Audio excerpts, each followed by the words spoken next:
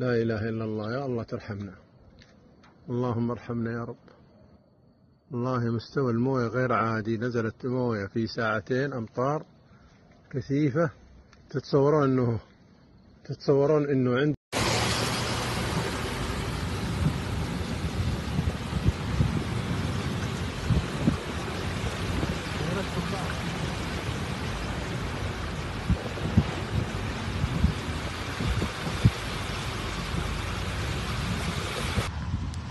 بالكامل.